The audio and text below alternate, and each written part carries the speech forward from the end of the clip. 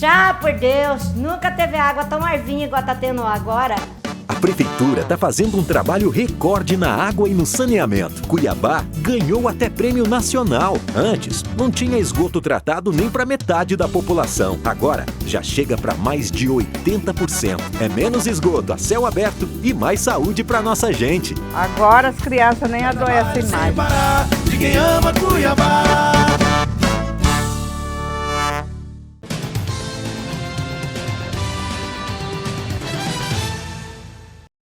Olá, hoje nós vamos falar sobre um projeto que está em tramitação na Assembleia Legislativa que extingue um dos parques mais importantes ali da região do Guaporé, Vila Bela da Santíssima Trindade, que é o Parque Estadual da Serra do Ricardo Franco. Também vamos falar sobre a possibilidade de estadualizar o Parque que é nacional de Chapada dos Guimarães. O que está acontecendo, né? Quais são esses projetos, quais os prejuízos e que tipos de benefícios até que estão sendo apontados para acontecerem esses movimentos aí de extinção, de estadualização. É bastante polêmico e hoje a nossa convidada é a Edilene Fernandes, que é consultora jurídica do Observatório Socioambiental de Mato Grosso, o Observa-MT.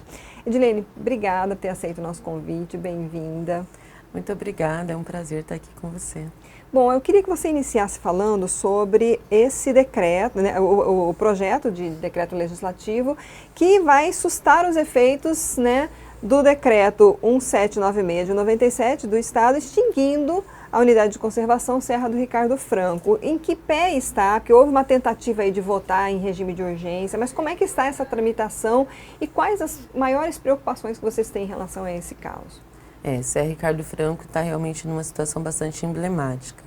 Acho que para entender um pouco esse movimento, a gente teria que voltar um tempinho mais no tempo, né? Quando foi 2016, houve uma grande força para a fiscalização das áreas que estavam dentro do Parque de Serra Ricardo Franco. Dessas ações, houveram muitas ações civis públicas e uma pressão sobre o controle do uso excessivo e do desmatamento que está aumentando muito dentro daquela área.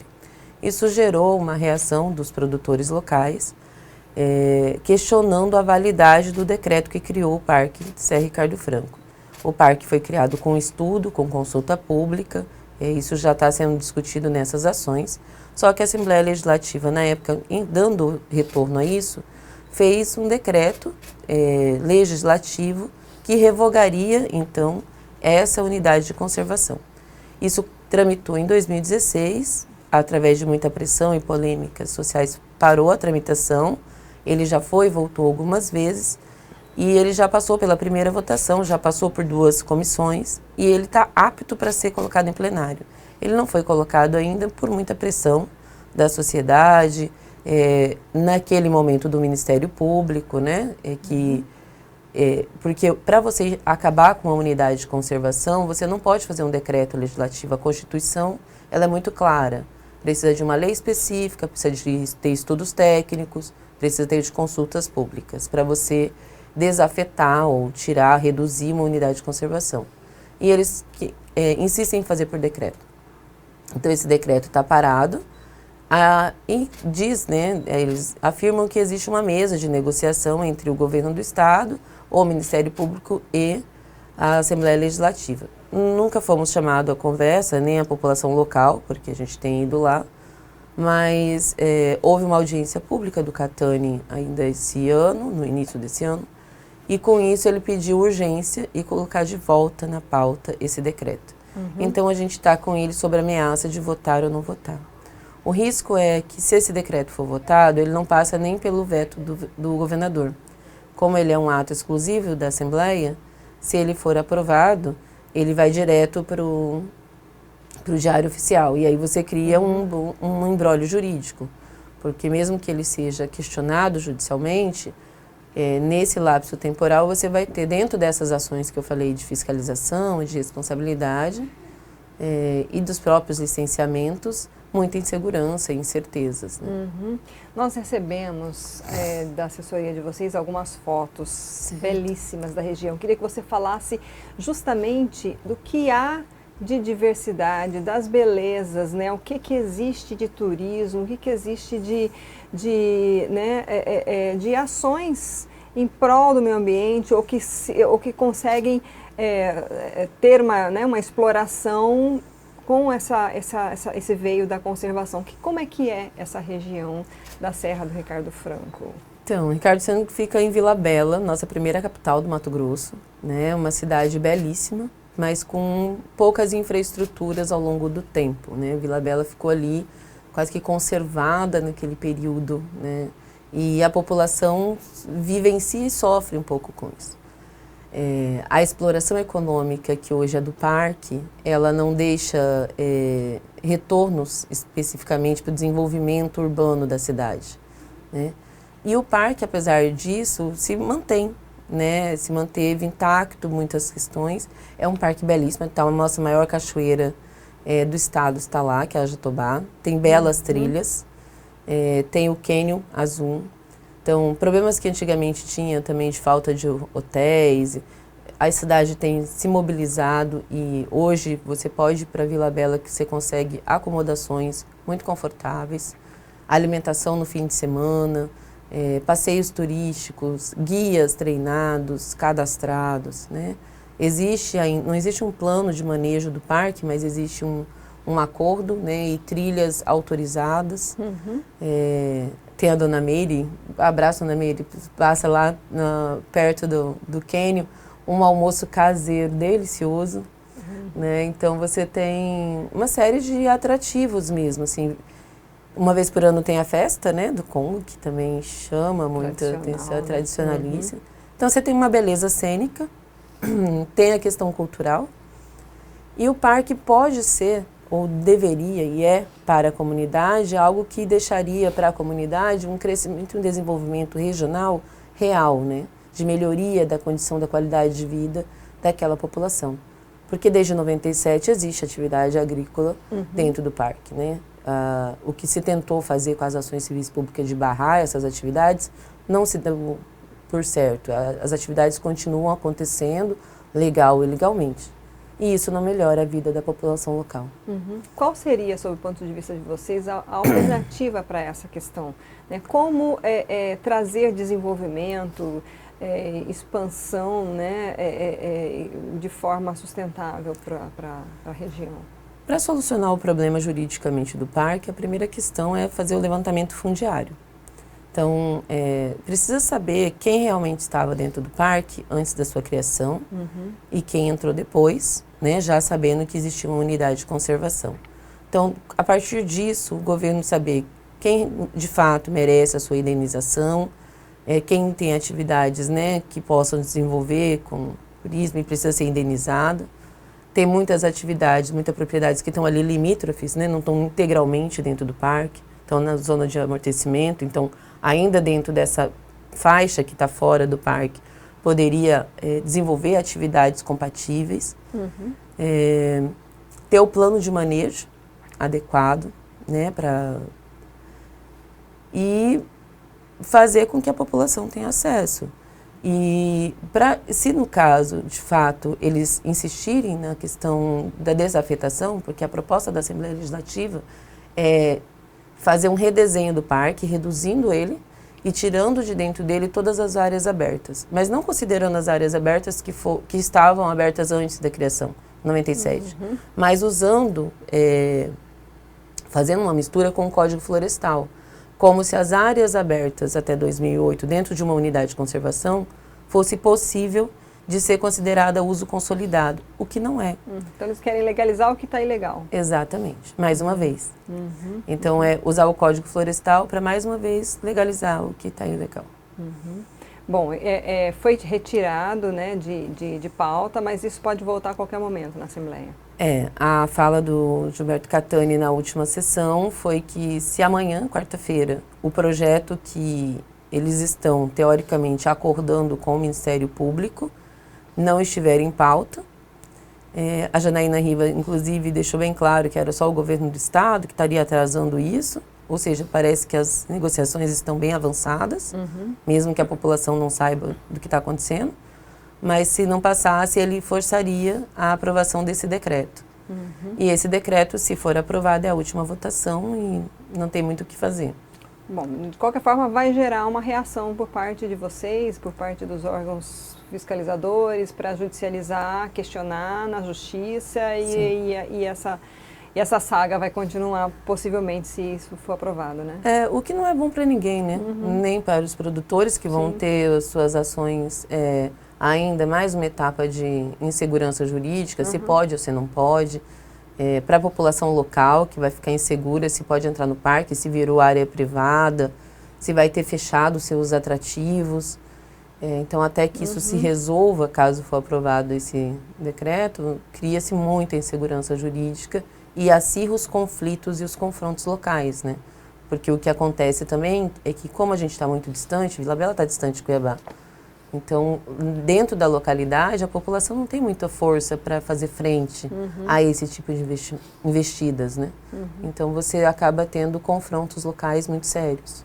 Vocês estão numa área ali de fronteira também, né? Ainda tem isso, né? Ainda por fim, é uma área de fronteira.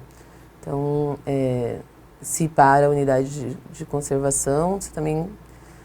não sei como fica essa questão de estar dentro das unidades privadas. Bom, aí vamos continuar acompanhando, né, os próximos capítulos aí dessa questão, mas eu queria também falar com você, Edilene, sobre a questão do Parque Nacional de Chapada dos Guimarães, né, que está em tramitação no Senado, né, na Comissão de Meio Ambiente já aprovou a estadualização desse parque, né, então deixa de ser de competência do governo federal para ser para competência do governo estadual. Foi aprovado na comissão, vai para votação agora, é isso? Como é que está essa questão e quais as preocupações de vocês também? Então, para você ver o contrassenso do que a gente está vivenciando hoje quanto unidade de conservação. O governo do estado do Mato Grosso apresentou uma emenda à Constituição para que seja proibido se criar unidade de conservação durante no mínimo 10 anos, ou até que 80% dessas que existem sejam regularizadas. O que a gente já sabe, a gente não tem unidade de conservação regularizada, talvez nunca mais se crie unidade de conservação dentro do estado. Ao mesmo tempo, ele quer o Parque Nacional de Chapada dos Guimarães sobre a gestão do estado. O Parque Nacional de Chapada dos Guimarães é ali logo depois da Salgadeira, né? E ele vai até bem antes do Mirante, aquela faixa ali, e aquele vale que você vê de cima do Mirante. Aquilo é o Parque Nacional de Chapada, ele tem grandes nascentes, é um dos principais abastecimentos de água de Cuiabá. Está sob gestão do ICMBio, possui um plano de manejo e conselho gestor ativo. Então, até muitos anos atrás, a gente tinha propriedades privadas ali nos lugares, né, de atrativos, foram feitas indenizações, organizando o plano de manejo. A princípio só se entrava com guia, só tinha autoguiada uma única trilha.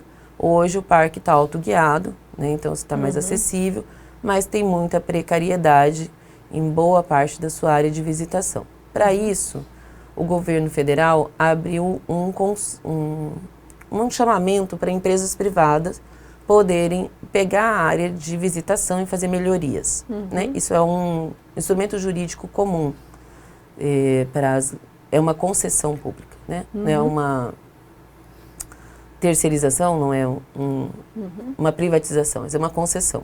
A gestão continua sendo do ICMBio, as autorizações passariam pelo ICMBio. O estado de Mato Grosso tentou, pela MTPAR, perdeu, recorreu na justiça, cancelou o certame, mas ele insiste que quer colocar milhões ali no parque. E essa questão desses milhões, de 200 milhões naquela unidade de conservação, é algo que ele já vem trazendo desde antes, porque ele fez um termo de cooperação técnica com o ICMBio em 2019, que ele deixou vencer, sem colocar nenhum centavo. Porque, apesar de ter um termo de cooperação técnica, o ICMBio continuava na gestão.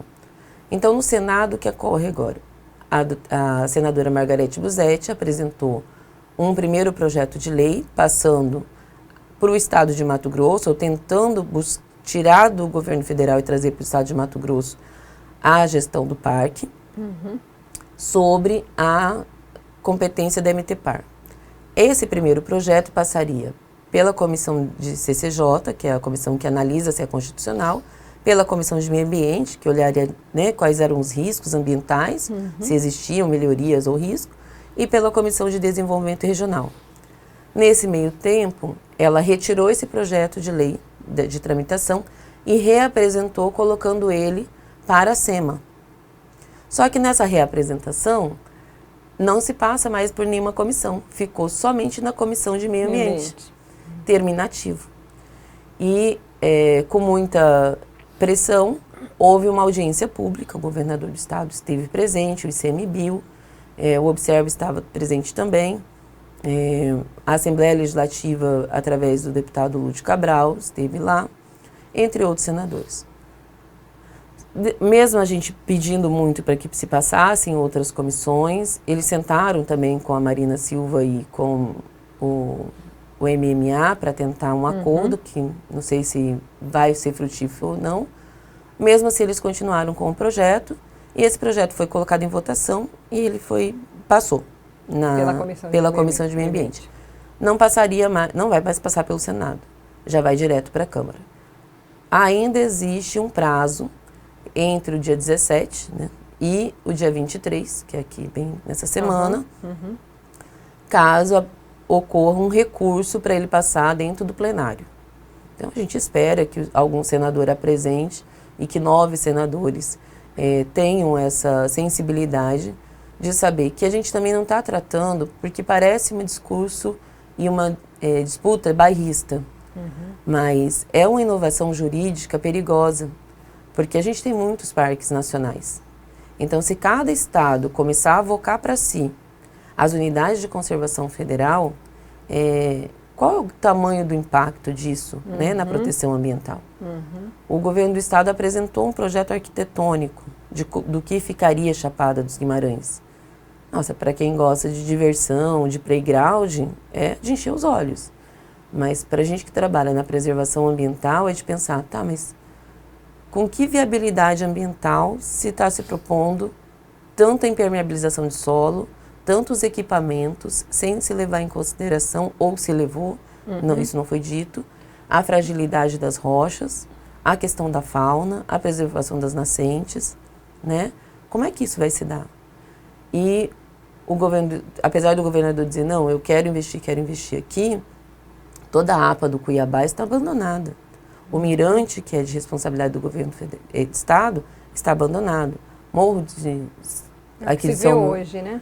Aqui no Morro de Santo Antônio está abandonado. Então, assim, existe uma série de questões no entorno de Chapada que não estão sendo protegidas, né? E que é de responsabilidade do governo do estado. E a condição para ele colocar o recurso lá é que o licenciamento dessas obras passe pela SEMA e não pelo ICMBio. Aí o ICMBio praticamente seria excluído desse, exatamente, todo esse processo aí. Sei. E aí, assim, mas a gente devolve depois de 5 anos. É tão estranha essa fala. Tipo assim, você me dá, eu faço o que eu quiser e depois eu te devolvo. Com que risco de impacto? Né? Com que garantias? A gente não sabe.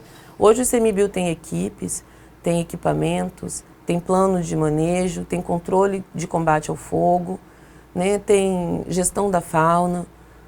A SEMA tem todas essas estruturas para poder dar conta de manter a preservação de Chapada. A gente não pode olhar para uma unidade de conservação e simplesmente olhar a questão monetária do que ela pode. Ela é, sim, um bom atrativo e ela pode contribuir com o desenvolvimento regional, sem sombra de dúvida. Ela é um ativo econômico para o estado, mas ela não é só isso. O que você acha que precisa, que falta para justamente verem, né, essas unidades como um ativo econômico? A gente já teve assim entrevistados que disseram é possível, né? Mas é o que? É força, é vontade? Porque Mato Grosso a gente tem aqui Cerrado, Pantanal, Chapada, nós temos a região do Araguaia. Cada região em Mato Grosso é um estado com 3 biomas diferentes, né? Isso. E assim, com riquezas que todos têm orgulho ao ver, né? As belezas, Mas, assim, quando acontece qualquer tragédia, um incêndio que devastou, por exemplo, o Pantanal, isso vira notícia mundial, todos os olhos se voltam aqui para o Brasil, para Mato Grosso, para Poconé, né? E a gente, como leigo, a gente vai vendo, parece que as consequências, né? A gente está vendo calorão, Cuiabá parecendo um deserto, né? Ao mesmo tempo, no Brasil, aqui mais está longe, mais no nosso país, a gente está vendo Manaus passando por uma seca que fala, não, como assim? Não é lugar onde tem a Amazônia? Então, assim, o que você acha que precisa, que falta, Edilene, para... Eu acho que vou usar a fala do próprio governador durante a audiência. Eu acho, para mim, ela é muito exemplificativa. Porque Chapada, por exemplo, ele diz assim, Cuiabá não é possível se produzir agronegócio. Então, assim, a gente tem um modal de desenvolvimento que só foca no agronegócio. Então, aqui precisa ser um potencial turístico. Então, por que não investir no potencial turístico, por exemplo, já que a gente estava falando de Vila Bela da Santíssima Trindade? Ah, mas lá tem potencial de economia agrícola. Então, se o parque é visto como um potencial agrícola, soja, gado, milho, sorgo, né? Tipo, ele não serve para outra coisa. Os ativos econômicos não são. A gente não olha para o turismo como um processo de desenvolvimento equilibrado e sustentável. Aí aqui não tem. Como você vai plantar soja no Chapada? Tipo, tá até na beira, tá chegando. Mas dentro do Parque Nacional não tem. Poderia ter extração de ouro, né? Mas ainda não está chegando nessa discussão. Então, por enquanto, ele serve como um atrativo econômico, porque é isso, a gente olha para as unidades exclusivamente como uma monetização imediata.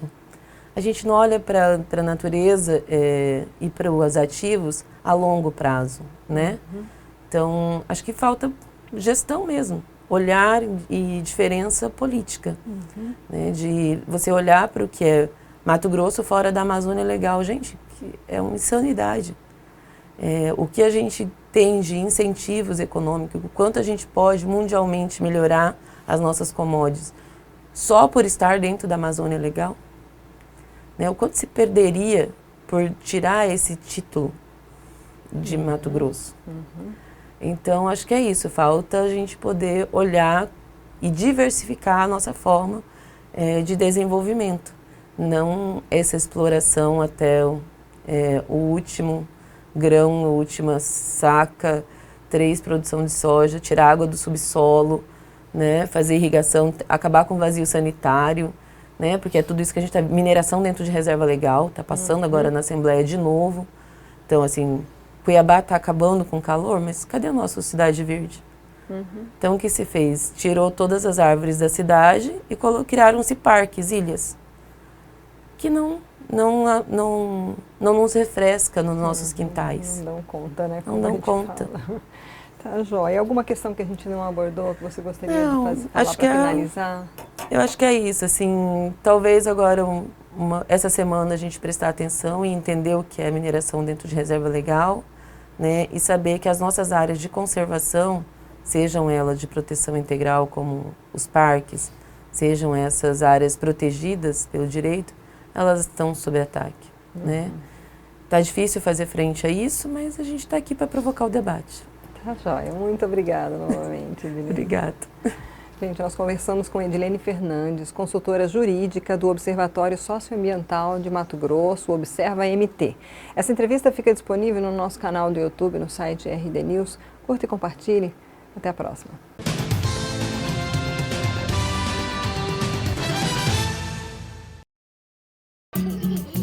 Brincar, aprender, crescer.